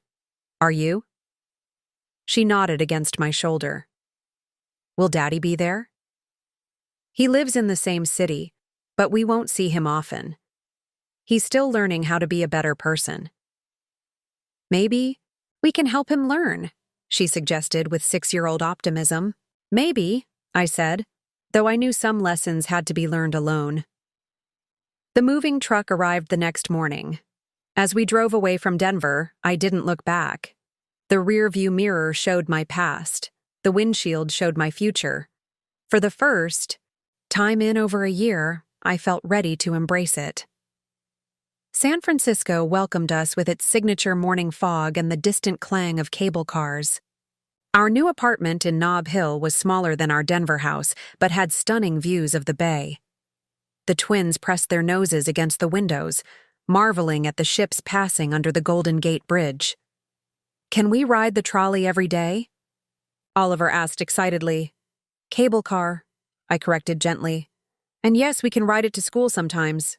The prestigious Presidio Heights Elementary had accepted both twins for the spring semester. My new position as Director of Financial Analytics at Morrison Advisory Group came with a salary that made the city's astronomical cost of living manageable. 3. Weeks after our move, while the twins were at their new school, I was unpacking the last boxes when my phone rang. George. I heard you were in town, he said, his voice tentative. I thought I should call. News travels fast. My assistant mentioned seeing you at Whole Foods. Amanda, why didn't you tell me you were moving here? Because it's not about you, George. Morrison Advisory recruited me. It's a career opportunity. The twins? Can I see them? Through the court-appointed supervisor, as the agreement states. Even here? Even now? Especially now. 2 days later, I was reviewing quarterly projections when Lisa Chen, my new executive assistant, buzzed my office. Ms. Mitchell? There's an Alan Jameson here to see you. He says it's personal. I stared at my phone in confusion. Alan Jameson, the Alan I'd introduced to George at our wedding, now the program director at UCSF's Cancer Center. We'd lost touch after he'd moved to the West Coast years ago. Send him in. Alan hadn't aged much, still tall and lean with prematurely silver hair that made him look distinguished rather than old. His warm smile was exactly as I remembered. Amanda Anderson, he said, using my maiden name. Or is it Mitchell still? Legally back to Anderson, I replied, standing to hug him. What brings you here? Would you believe pure coincidence? I was meeting with a financial advisor downstairs and saw your name on the directory. Had to make sure it was really you. We chatted about his work at UCSF, my new position, the twins' adjustment to city life. Finally, he addressed the elephant in the room. I heard about you and George. I'm sorry. Don't be. It was overdue. I hesitated. Did you know about his condition? Alan's face clouded. Not until after your wedding. He made some odd comments when we were discussing my own fertility issues. I suspected, but I should have said something. No one wants to believe someone they care about is capable of such deception. Still, you deserved better. He paused. Listen, I know this might be presumptuous, but would you like to grab coffee sometime? Catch up properly? I could show you and the twins around the city. I studied his earnest face, remembering the young resident who'd been too shy to ask me out before I met George. I'd like that. Coffee with Alan became a weekly tradition. He introduced us to hidden gems in Golden Gate Park, the best dim sum. In Chinatown, quiet beaches where the twins could explore tide pools. He was patient with Oliver's endless questions about marine biology and indulged Emma's obsession with the sea lions at Pier 39. Dr. Allen's nice. Emma declared after our fourth outing. He doesn't pretend to be happy like Daddy does. Children's perceptions could be startlingly accurate. During George's supervised visits, he maintained a forced cheerfulness that fooled no one, least of all his children. "How's the job?" Alan asked one evening as we watched the twins feed ducks at Stowe Lake. "Challenging? Good. My boss is brilliant but demanding." "Sounds familiar." "And George? Is he behaving?" "He's trying. The supervised visits are going better. He's in therapy, apparently." "About time." Alan skipped a stone across the lake's surface. "Amanda, can I ask you something personal?" "Of course." "Do you ever think about dating again?" I watched Oliver help Emma climb onto a low branch. "I think about it, but trusting someone after everything, it's hard." "I understand. When my ex-wife left, I didn't date for 3 years. Trust has to be rebuilt slowly. Like friendship?" I asked, meeting his eyes. "Exactly like friendship," he agreed, smiling. That night, after the twins were asleep, I called my therapist for an emergency session. Dr. Foster listened as I described my growing feelings for Alan. "What frightens you about these feelings?" she asked. "Everything. What if I'm wrong again? What if he's hiding something too? Has Alan given you any reason to distrust him?" "No. He's been completely honest, almost to a fault." "Then perhaps the person you're struggling to trust isn't Alan." She was right. I didn't trust my own judgment anymore. The breakthrough came unexpectedly. Oliver developed pneumonia in April, landing us in UCSF's pediatric ward for 5 days. Alan, despite not being Oliver's doctor, visited daily, bringing puzzles and books, sitting with us during the long nights. On day 3, exhausted and worried, I dozed off in the chair beside Oliver's bed. I woke to find Alan covering me with his jacket, checking Oliver's vitals with practiced care. "His fever's down," he whispered. "He's going to be fine." In that moment, watching him tend to my sick child with genuine concern, something shifted inside me. This was what real care looked like: quiet, consistent, without expectation of reward. "Thank you," I said, catching his hand. "For everything." He squeezed my fingers gently. "Always." Oliver recovered fully, but the experience had changed something between Alan and me. Our coffee dates became dinners. Our group outings included just the two of us sometimes, while my mother watched the twins. George noticed the change during a supervised visit in May. "You're seeing someone," he stated, rather than asked, watching me check my phone. "That's not your concern." "Alan Jameson? Really? You're dating my friend? Your friend who you haven't spoken to in 5 years? Who you lied to about your infertility?" "That friend?" George's jaw tightened.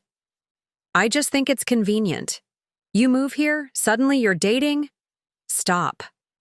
I held up my hand. "You don't get to have opinions about my life anymore. Focus on rebuilding your relationship with your children." The supervisor intervened, redirecting the conversation to the twins' activities. But George's reaction had revealed his lingering possessiveness. Some habits died hard. That evening, I told Alan about the exchange. "He's not wrong about the timing being convenient," Alan admitted. "But sometimes life works that way. We meet people when we're ready for them." "Are you ready?" I asked. "For this? For us? The twins and I are a package deal, and we come with considerable baggage." "Amanda, I've been ready since the day George introduced us at your wedding. I just had terrible timing." He took my hand. "I know you need to go slow. I know trust is hard. But I'm not going anywhere." The twins warmed to Alan gradually. He never tried to replace George, but carved out his own role in their lives.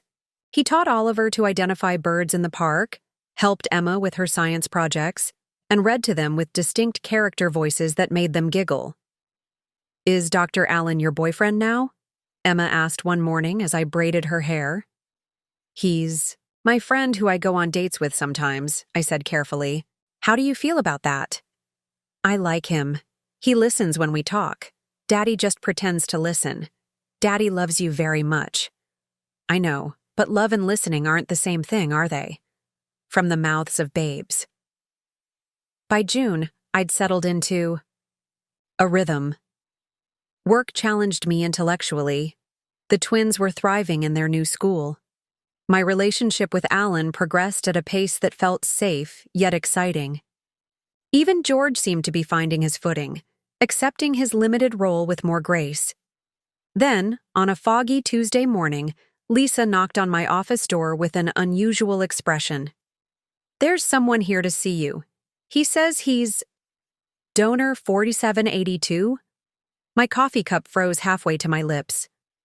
The anonymous sperm donor who'd helped create my children was standing in my office lobby, no longer anonymous.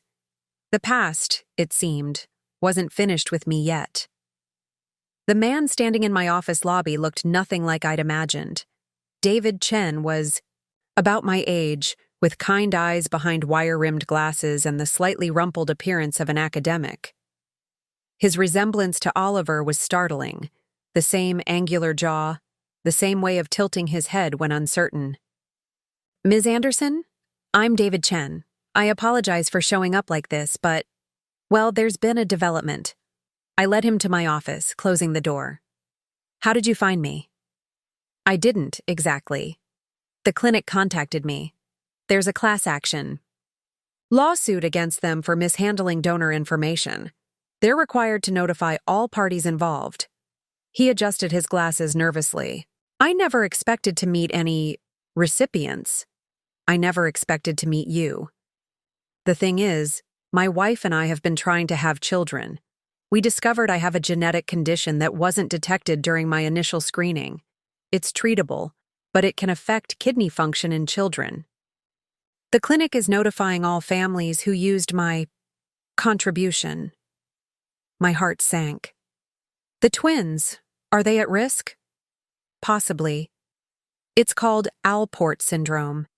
It's mild in my case, but it can be more severe in children. They should be tested. That evening, I called Alan. As a doctor, he understood the medical implications immediately. Alport can range from barely noticeable to serious, he explained. But early detection makes a huge difference. I can arrange testing at UCSF. Should I tell the twins? Not yet. Let's get the facts first. The next week was a blur of medical appointments. Both twins underwent genetic testing, and I met with Dr. Patricia Kim, a pediatric nephrologist. Oliver tests positive for the gene mutation, she said gently. Emma doesn't, which is common. The inheritance pattern can be unpredictable. What does this mean for Oliver?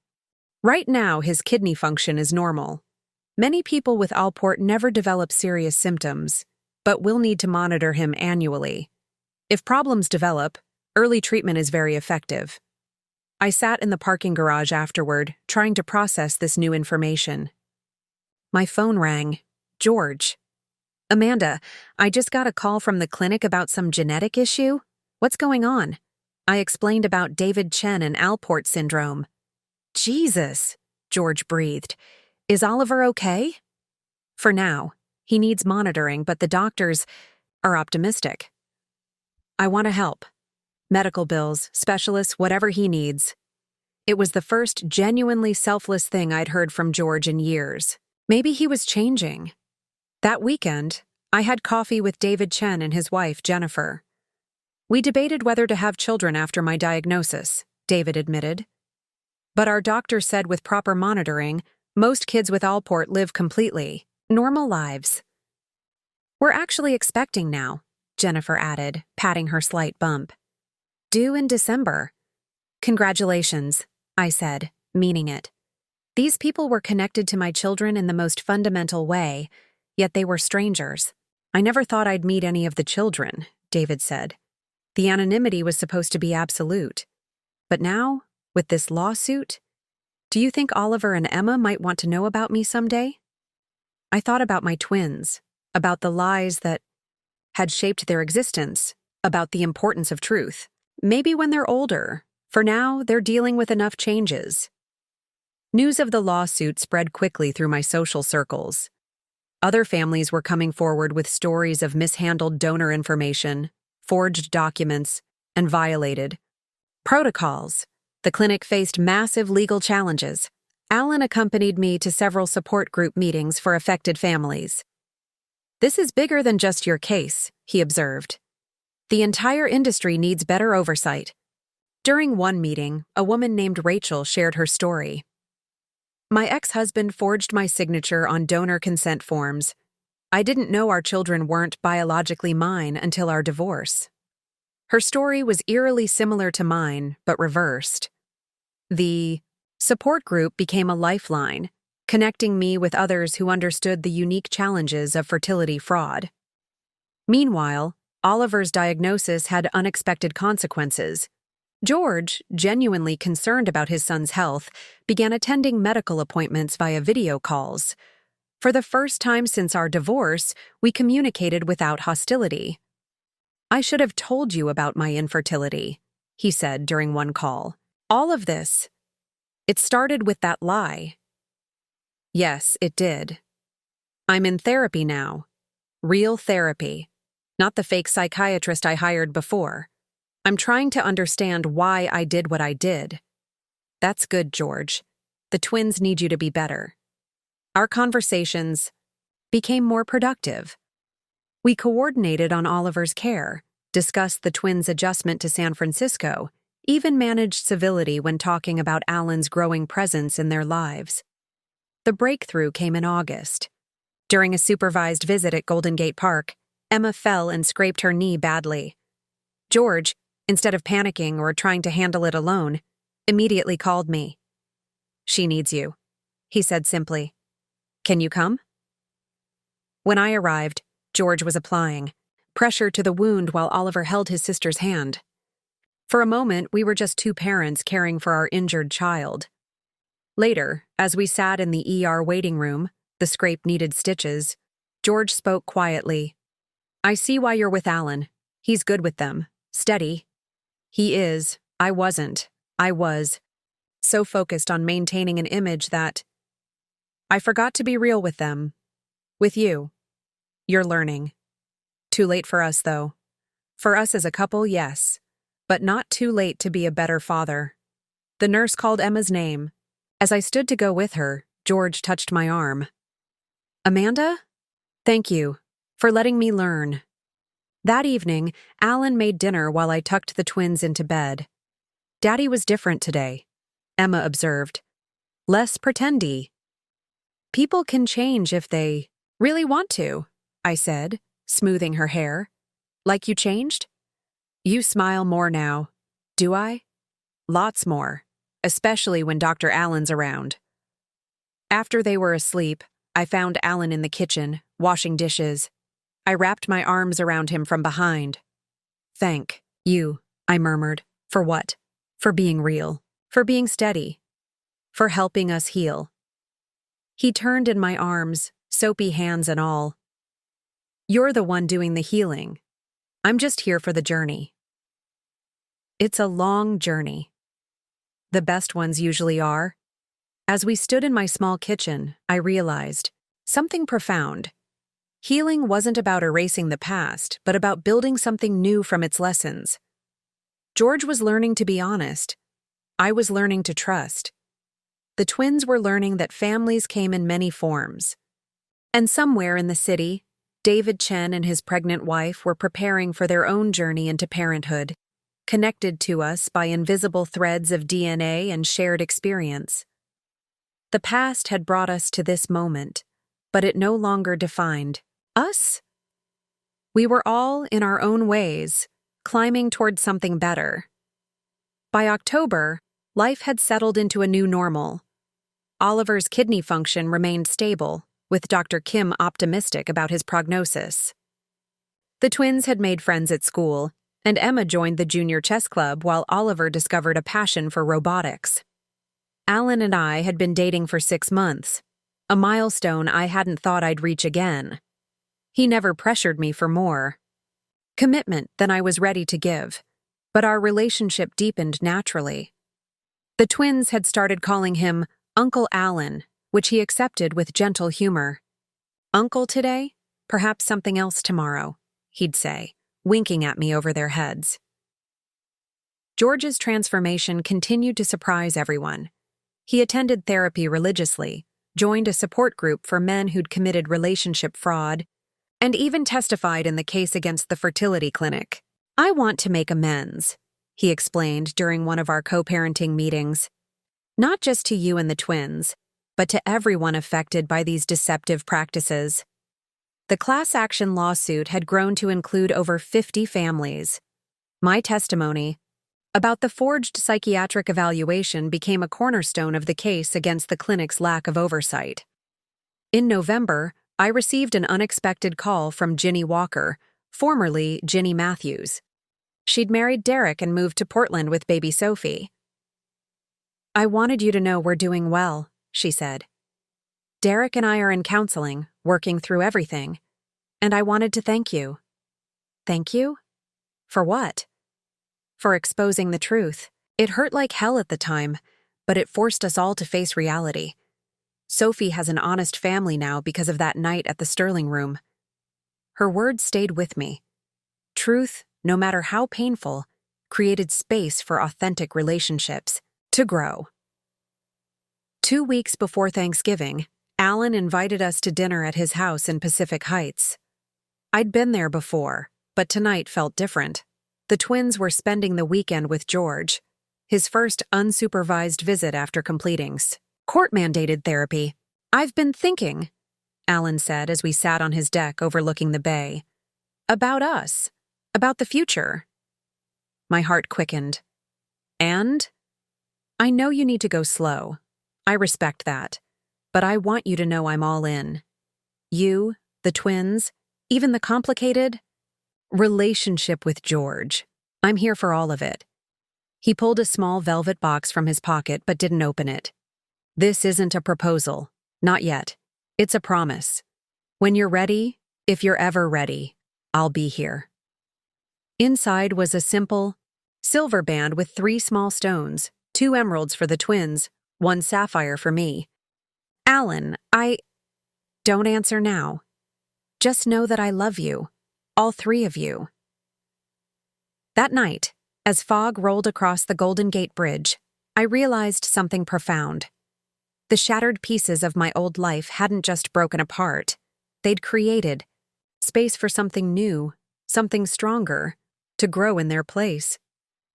The truth had set us all free, even George in its way. And in that freedom, we were finding our way to something better than the lies we'd left behind. The call came on a Tuesday, morning in December, just as San Francisco's winter rains began in earnest. Nick Daniels, my divorce attorney from Denver, had news about the fertility clinic lawsuit. "Amanda, you're not going to believe this. During discovery, they found evidence of systematic fraud going back 15 years.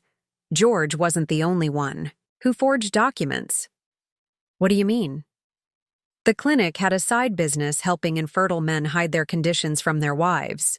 They provided fake psychiatric evaluations, manipulated consent forms, even created false medical histories. George's case was just the tip of the iceberg." I sank into my office chair, stunned. How many families? At least 200. The clinic's former director, Dr. Marcus Hoffman, the same psychiatrist who supposedly evaluated you, was running the whole operation. He wasn't even a licensed psychiatrist. The revelations made national news. The New York Times ran an exposé. The fertility fraud epidemic, how one clinic deceived hundreds of families. George was interviewed extensively, his public confession becoming a catalyst for other men to come forward. "I destroyed my marriage to maintain a lie," he told CNN. "I let my ego and fear of inadequacy poison everything good in my life." The twins watched clips of their father's interview with surprising maturity. "Daddy's being brave now," Emma observed. "Better late than never," Oliver added, sounding older than his 7 years. David Chen reached out again after seeing the news coverage. My wife and I want to establish a scholarship fund for children affected by fertility fraud. Would you consider being on the board? The David and Jennifer Chen Foundation launched in January, providing financial support for medical testing, therapy, and legal fees for affected families. George made the first major donation. Meanwhile, Alan and I grew closer. He moved slowly, respecting my healing process, but his steady presence became an anchor for all of us. When Oliver had a minor kidney scare in February, a false alarm, thankfully, Alan was there every step, coordinating with specialists and explaining procedures in terms the twins could understand. "You should marry Uncle Alan," Emma announced, one morning at breakfast. "He makes you laugh, and he helps Oliver with his homework, and he doesn't lie about important stuff." "Out of the mouths of babes," Alan murmured, catching my eye across the table. The fertility clinic's trial began in March. I testified for 3 hours, detailing the emotional and financial toll of George's deception enabled by the clinic's practices. Other women shared similar stories. Years of unnecessary treatments, blamed for infertility that wasn't theirs. Marriages destroyed by lies. Dr. Hoffman was eventually sentenced to 12 years in prison. The clinic was forced to pay $50 million in damages and lost its license permanently. "Justice," Nick said when he called with the verdict. But it didn't feel like justice. It felt like truth finally catching up with lies. That night, as rain drummed against the windows, I found an email from George in my inbox. "Amanda, today's verdict closed a chapter I should never have written. You deserved truth from day one. The twins deserved honesty about their origins. I'm grateful you found Alan, someone who gives you both. I know I can never fully atone for what I did, but I promise to spend the rest of my life trying to be the father Oliver and Emma deserve, even if I'm not the one they call Dad anymore. With sincere regret and genuine hope for your happiness, George." For the first time since that horrible anniversary dinner, I felt the last of my anger toward George dissolve. Not forgiveness exactly, but something close. An understanding that even good people could do terrible things when fear ruled their choices. The past caught up with us at Emma's spring piano recital. As she played her carefully practiced piece, a simplified version of Claire de Lune, I noticed George sitting in the back row. No longer the confident executive in expensive suits, he wore a simple blazer and the humbled expression of a man who'd learned hard lessons. After Emma's bow, as parents mingled in the lobby, George approached. Alan instinctively moved closer. To me, protective but not possessive. "She plays beautifully," George said. "Like you used to." "I still play sometimes," I replied, "when the twins are asleep." An awkward silence fell. Oliver, sensing tension, grabbed Alan's hand. The gesture wasn't lost on George. "I saw the Chen Foundation interview," George continued. "You spoke eloquently about moving forward from betrayal. It's a process." "I know." He shifted uncomfortably. "I'm moving back to Denver next month. My brother's firm. They need someone with my experience in restructuring." "That's good, George. Fresh starts help." "I wanted to ask..." He glanced at Alan, then back to me. "Would you consider letting me have the twins for 2 weeks this summer? My parents have a cabin in Vail. They barely know their grandchildren." The old Amanda would have refused immediately. But therapy had taught me that healing meant allowing growth, even in those who'd hurt us. "I'll need to discuss it with Alan," I said. "He's part of these decisions now." George nodded, his jaw tight but accepting. "Of course. I want you to know I'm truly happy you found someone trustworthy. The twins deserve that stability." "They deserve honesty from all their parents," Alan interjected gently. "Biological or chosen." George met Alan's eyes. "You're right, and I'm committed to providing that now." Emma bounced up, still glowing from her performance. "Daddy, did you see? I only missed 2 notes." "You were perfect, sweetheart," George said, kneeling to her level. "Absolutely perfect." Watching them, I felt the last walls around my heart soften. Not for George, that chapter was closed, but for the possibility of functional co-parenting. Of showing our children that even broken relationships could evolve into something workable. "We'll discuss the summer plans," I told George as we prepared to leave. The twins would benefit from knowing their grandparents better. His grateful smile held no manipulation, no agenda, just a father hoping to rebuild bridges he'd burned. As we walked to the car, Alan squeezed my hand. That was graceful. "Truth makes space for grace," I replied, surprising myself with the wisdom born from pain transformed. Summer arrived with unexpected challenges. Oliver's routine kidney check showed slight protein elevation. Not dangerous yet, but requiring closer monitoring. The news shook our carefully rebuilt stability. "We should cancel the Colorado trip," George said during our emergency family meeting. "His health comes first." "Actually," Dr. Kim interjected via video call, "moderate altitude might be beneficial. The cleaner air, less stress. Just ensure he stays hydrated." The decision fell to me. Trust George with our medically vulnerable son? The old wounds whispered warnings, but Alan's steady presence reminded me that people could change. They should go, I decided.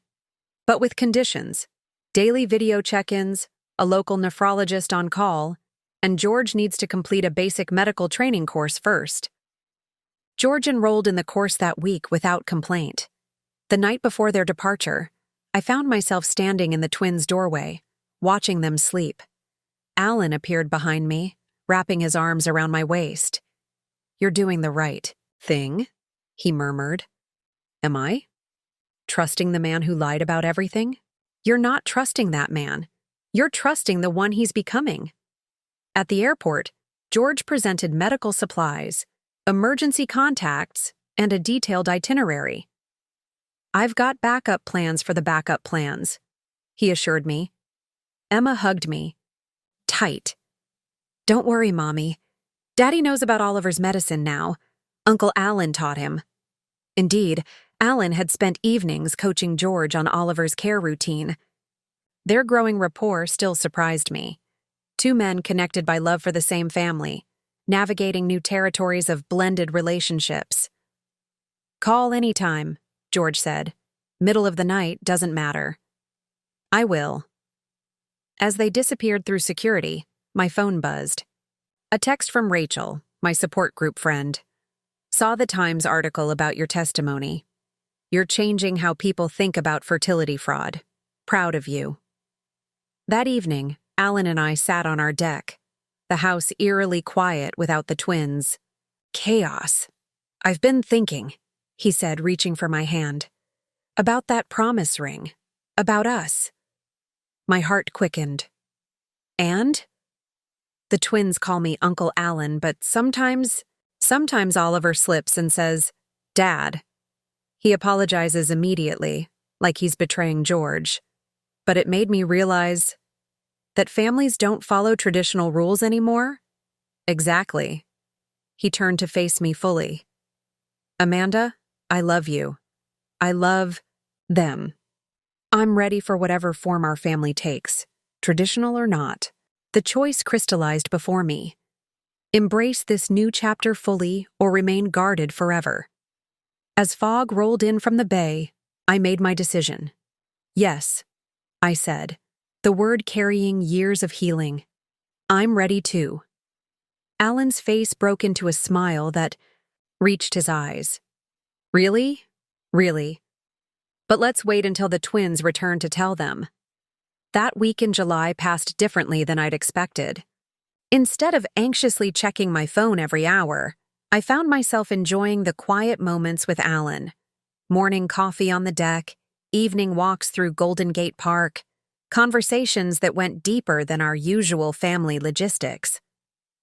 George sent daily updates with photos, Oliver proudly displaying a caught fish, Emma leading a nature hike, both twins roasting marshmallows with their grandparents. His parents, who had initially sided with their son after our divorce, had written me a heartfelt letter of apology after his public confession. "We failed you," his mother wrote.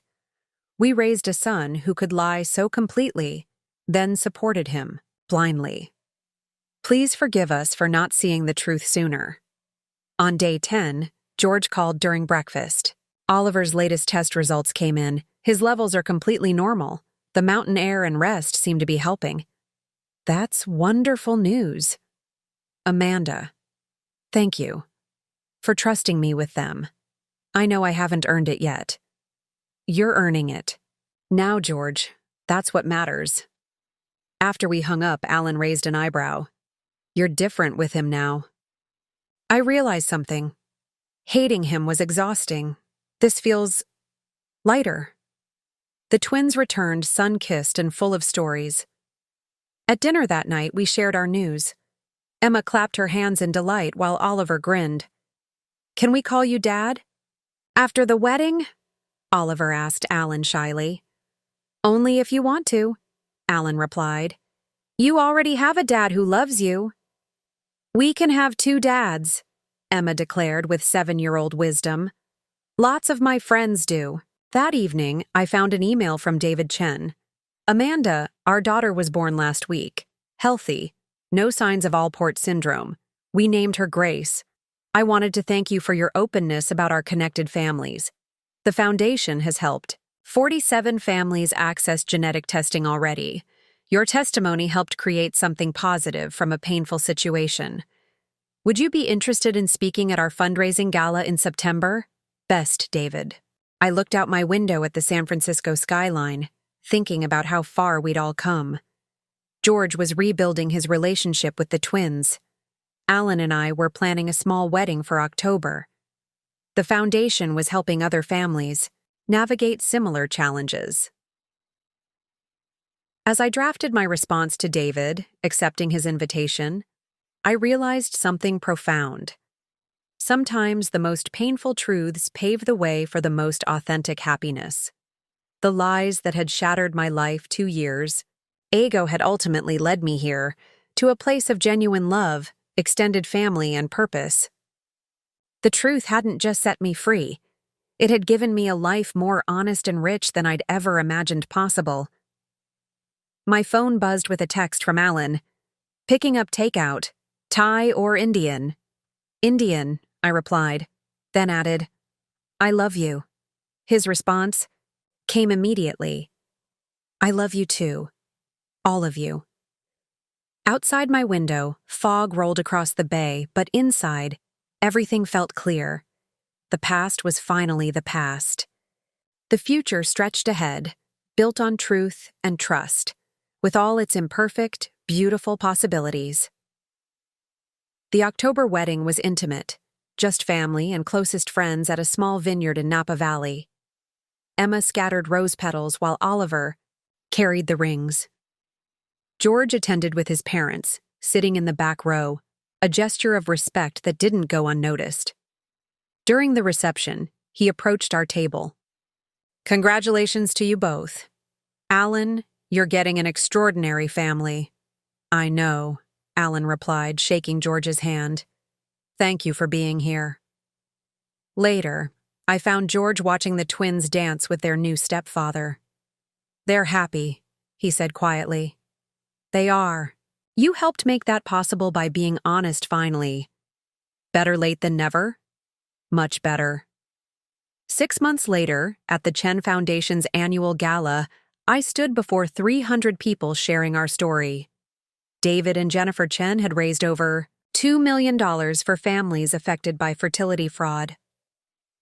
"The truth about our children's origins doesn't diminish our love for them," I said. "It enhances it. Every family here chose love over deception, authenticity over appearances." George, now serving on the foundation's advisory board, nodded from his seat. His testimony had helped pass new legislation requiring stricter oversight of fertility clinics. After my speech, a young woman approached. "Mrs. Jameson, I'm Sarah Mills. My husband has azoospermia, and we're considering donor sperm. Your story, it helped us decide to be honest from the start. That night, as Alan and I tucked the twins into bed, Emma said, "Mommy, is it okay that we have such a complicated family?" I smoothed her hair, thinking of George co-parenting from Denver, David Chen's growing involvement in our lives, the extended network of families connected by shared experiences. Sweetheart, the best families are often the most complicated. What matters is that everyone in it chooses truth and love. Oliver nodded sleepily. Like Dad says, we're not broken, just redesigned. Alan caught my eye over their heads, smiling at Oliver's casual use of Dad. We'd all been redesigned by Truth's fierce grace, and somehow that made us stronger than we'd ever been before. Up next, you've got 2 more standout stories right on your screen. If this one hit the mark, you won't want to pass these up. Just click and check them out. And don't forget to subscribe and turn on the notification bell so you don't miss any upload from us.